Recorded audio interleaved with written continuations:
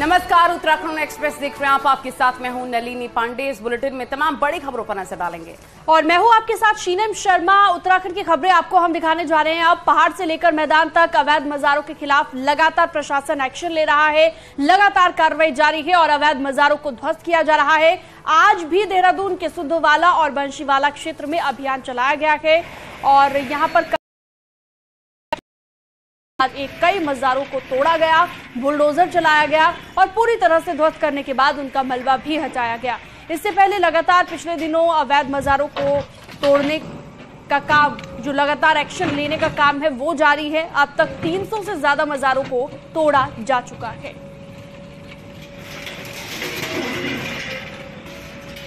तो अवैध मजारों पर बुलडोजर गरज रहा है, जिसकी तस्वीर भी आप देख रहे हैं। आज भी देहरादून में यह अभियान चलता रहा। लगातार अवैध मजारों पर बुलडोजर एक्शन देखने को मिल रहा है। सुद्धोवाला, बंशीवाला में भी कार्रवाई की गई है।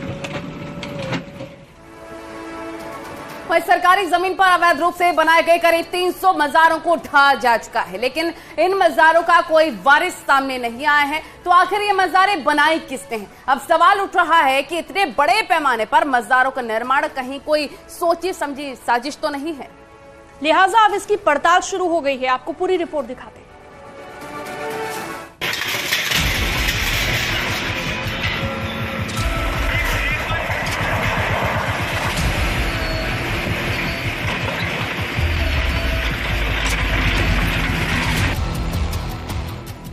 उत्तराखंड में सड़क से लेकर जंगल और शहर से लेकर गांव तक अवैध मजारों का जाल फैला हुआ है।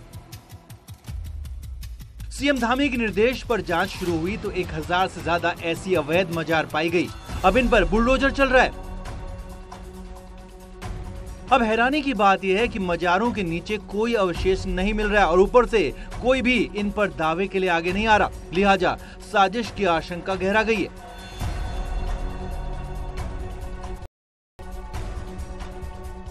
जितने भी ऐसी अवस्थापना अवैध अतिक्रमण हटाया गया है, इसमें कोई भी व्यक्ति द्वारा जो है दावा नहीं किया गया है कि बनाया गया है, कब बनाया गया है करके। कुछ वर्गों का कब्जा करने का भी एक अभियान है और साथ ही साथ जो है कि उत्तराखंड में जो उत्तराखंड देवभूमि के नाम से जाना जाता है, हम इसको देवभूमि मानते हैं, लेकिन उस जो हमारा जो परंपरा संस्कृति है उसको भी कहीं डिस्टर्ब करने का कुछ लोगों का एक सुनियोजित ये कार्यक्रम मुझे लगता है।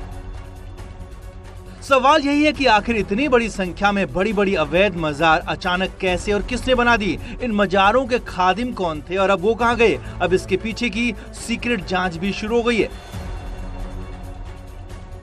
जहां पे भी जरूरत पड़ेगी वहां पे कई ऐसी बात आ रही है कि एंटी नेशनल एक्टिविटी या ऐसे भी बात आती है, तो फिर उसके पीछे हमारा पूरा का पूरा जांच पड़ताल की जाए।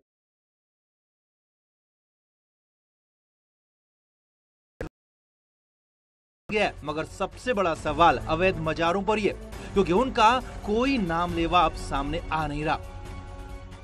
देहरादून से सत्येंद्र के साथ सुनील नवप्रभात की रिपोर्ट।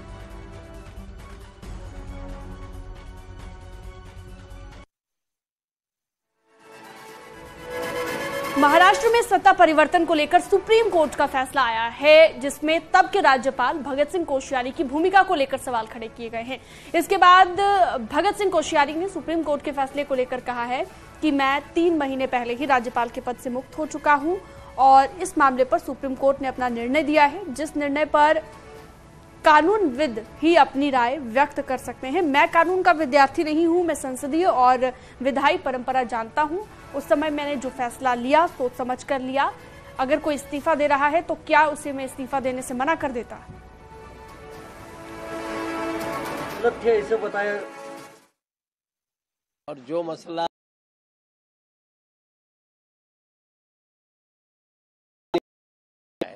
उस निर्णय पर जो कानूनविद हैं वही अपनी राय व्यक्त करेंगे। मुझे नहीं लगता कि मैं चूंकि कानून का विद्यार्थी हूँ नहीं, मैं केवल संसदीय परंपराएं जानता हूँ और विधायी परंपराएं जानता हूँ। उस हिसाब से मैंने जिस समय जो भी कदम लिए सोच समझ के लिए, और जब किसी का इस्तीफा मेरे पास आ गया तो मैं क्या कहता, तुम मत दो इस्तीफा। लेकिन आपके अधिकार गलत थे ऐसे बताया सर कोर्ट ने।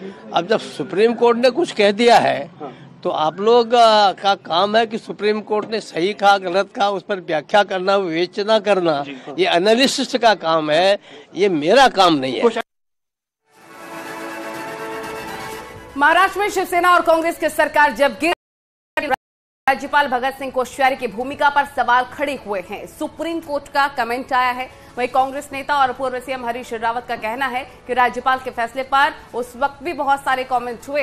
कानून के जानकारों, पत्रकारों ने उसकी आलोचना की। अगर अब सुप्रीम कोर्ट ने टिप्पणी की है तो ये गंभीर मसला है और अगर हर गवर्नर ऐसा करने लगेगा तो राज्यों में स्थिरता नहीं रह जाएगी। इसलिए बीजेपी ने महाराष्ट्र के तत्कालीन गवर्नर से छुटकारा पाया।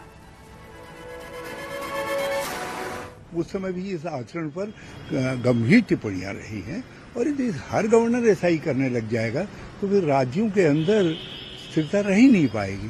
और इसीलिए उनके आचरण को लेकर के इतने गंभीर सवाल खड़े हुए कि भाजपा के लिए भी तत्कालीन राज्यपाल को वहां रखना मुनासिब नहीं रहा। इसलिए एक इरिटेशन, एक पार्टी के खिलाफ वातावरण बनाने वाला माहौल न रह जाए, इसीलिए उन्होंने तत्कालीन गवर्नर से छुटकारा पाना चाहा।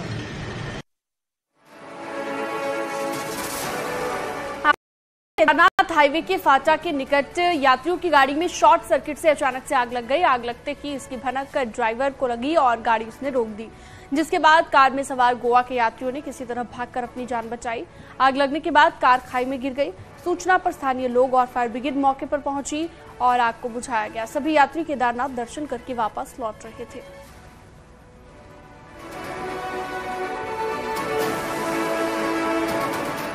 विकासनगर में खूंखार गुलदार को वन विभाग की टीम ने पकड़ लिया है। 2 महीने से इस इलाके में गुलदार की दहशत थी। बीते दिनों गुलदार शंकरपुर गांव से एक 4 साल के बच्चे को उठा लिया गया था, जिसके बाद लाश मिली थी। तभी से ग्रामीण गुलदार को पकड़ने की मांग कर रहे थे।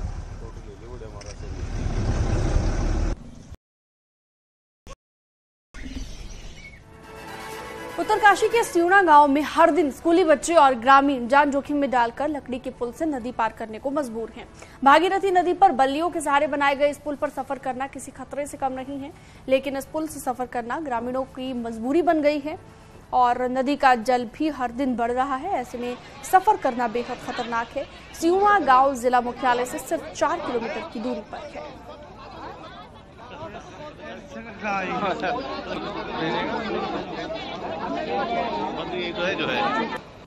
जब बरसात का मौसम आता है तो पानी बहुत भर जाता है, तब हम ट्रॉली से जाते हैं तो ट्रॉली बहुत किस्म के बहुत हार्ड होती है। लकड़ियाँ हैं हमारे, उसमें पाँव फंस जाते हैं तो हमें इससे चोट लगती है। जो ये निचले जो ये पानी आ रहा है इसमें हमें बहुत डर लगती है। रामनगर नगर पालिका में 5 नए गांव शामिल करने का मांग की जा रही है। इसको लेकर काफी ज्यादा विरोध भी हो रहा है। यहां पर कानिया, गौजानी, चोरपानी, शिव को पालिका में शामिल करने की कवायद की जा रही है, जिसके विरोध में अब ग्रामीण आ गए हैं।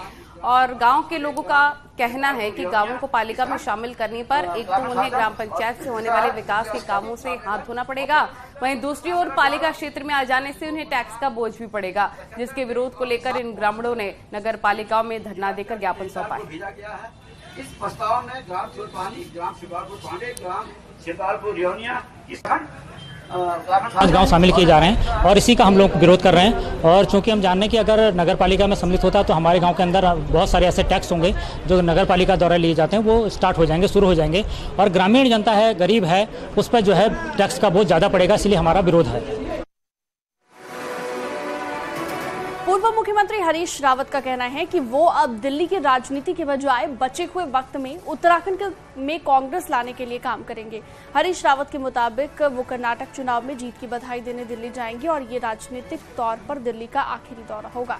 उन्होंने कहा कि 2017 में जब हार हुई तब वो मुख्यमंत्री थे, इसलिए उसकी भरपाई करने के लिए उन्हें ही मेहनत करनी होगी। हरीश रावत के मुताबिक वो किसी पद की होड़ में नहीं है और कार्यकर्ता बनकर काम करेंगे।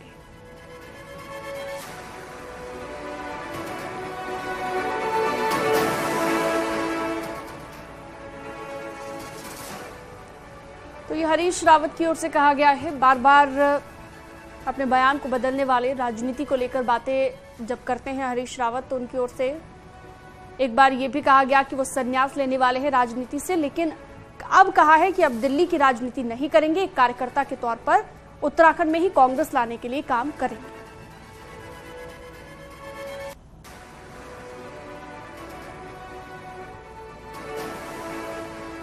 के लिए और चीजों के लिए बहुत संसाधन चाहिए। उत्तराखंड में मेरे ऊपर कांग्रेस का एक भार है, एक बड़ा सवाल है कि 2017 में मेरे मुख्यमंत्री रहते और सब बागडोर मेरे हाथ में थी। यह अलग बात थी क्योंकि बेलगाम घोड़े भी थे साथ में, मगर बागडोर तो मेरे हाथ में थी। तब भी कांग्रेस सत्ता से हार गई, बाहर हो गई। तो एक बार कांग्रेस उत्तराखंड में सत्ता में आए, उसके लिए मैं काम करना चाहता हूं। और वहीं कांग्रेस के पूर्व प्रदेश अध्यक्ष गणेश गोदियाल का कहना है कि कांग्रेस के लिए लोकसभा चुनाव में स्थितियां अच्छी रहेंगी। उन्होंने कहा कि हर सीट पर मजबूत दावेदार हैं, पर टिकट किसे मिलेगा ये पार्टी तय करेगी। जितनी जीतने की संभावनाएं होती हैं उतने लोग टिकट के लिए दौड़ते हैं कि भाई हमें टिकट मिले।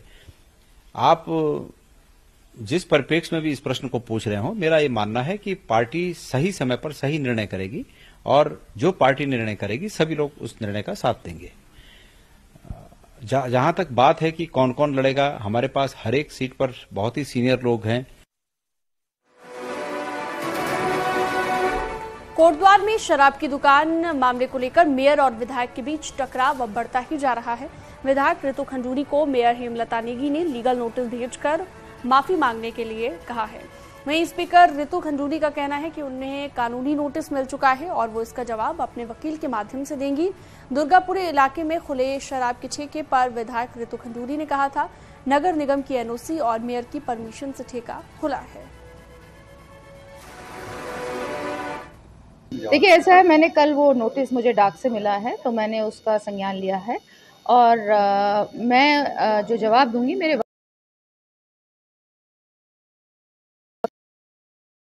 हमने भेज दिया।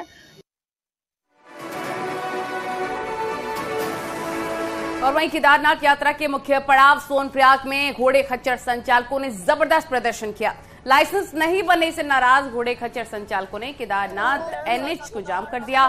घोड़े खच्चर संचालकों का आरोप है कि उन्हें कई दिन लाइन में खड़े हो गए हैं, लेकिन जिला पंचायत द्वारा उनका लाइसेंस नहीं बन पा रहा है और लाइसेंस बनाने में धांधली भी चल रही है। घोड़े खच्चरों का लाइसेंस नहीं बनने से वो केदारनाथ नहीं जा पा रहे हैं। वहीं जल्द लाइसेंस नहीं बनने पर घोड़ा खच्चर संचालकों ने चक्का जाम करने की चेतावनी दी है। दरअसल केदारनाथ जाने के दौरान घोड़े खच्चर का पंजीकरण करके लाइसेंस बनाया जाता है, लेकिन जिला पंचायत ने लाइसेंस बनाने के लिए मात्र 2 कर्मचारियों को रखा है, जिसके कारण कछुआ चाल चली जा रही है।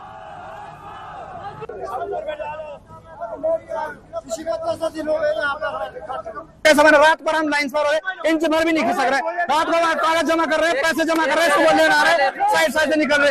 1 महीने पहले इंश्योरेंस बना रखा हमने और हम जाके 3200 रुपए घोड़े का इंश्योरेंस पर ले रहे हैं। अगर हमारे मांगे पूरी नहीं हुई, हमारे लाइसेंस नहीं बने, कल हमारे घोड़े खच्चर सारे मजदूर चक्का जाम पे गौरीकुंड में रहेंगे। ये हम आम लोगों से निवेदन करते हैं। हमारे होंगे 500-600 घोड़े होंगे, जिनका अभी लाइसेंस नहीं बना।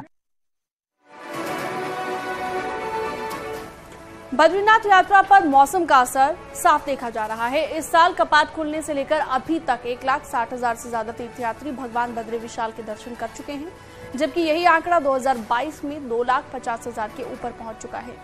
2 दिनों से बद्रीनाथ धाम में मौसम साफ है, ऐसे में धीरे धीरे यात्रा भी बढ़ने लगी है और आने वाले वक्त में अगर मौसम ठीक रहता है तो यात्रा के चरम पर पहुंचने की भी उम्मीद है।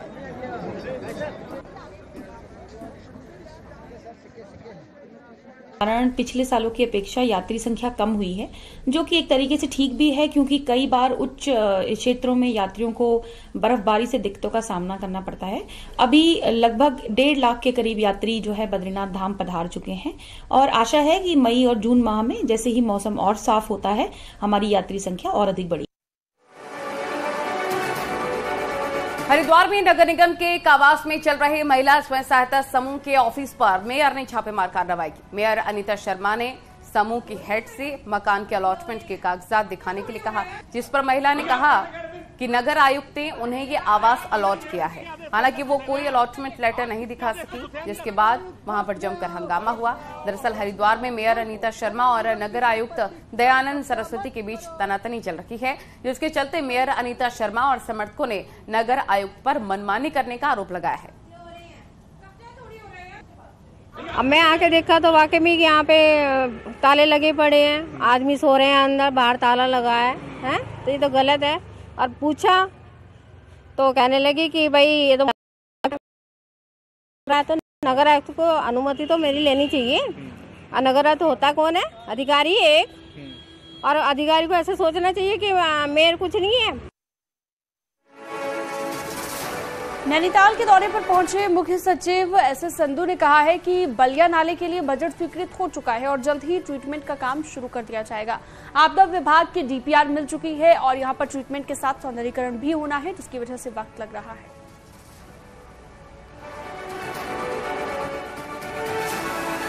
उन्होंने उसको वेरीफाई करने की कोशिश की और कई लोगों से हमने पूछा भी, ताकि ये ना हो कि काम शुरू कर दें और फिर वो स्टेबलाइज या वो सफलता ना मिले।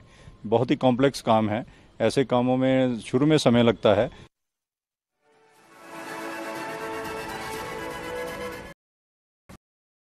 आपको दिखाते हैं पहाड़ टॉप 10 न्यूज।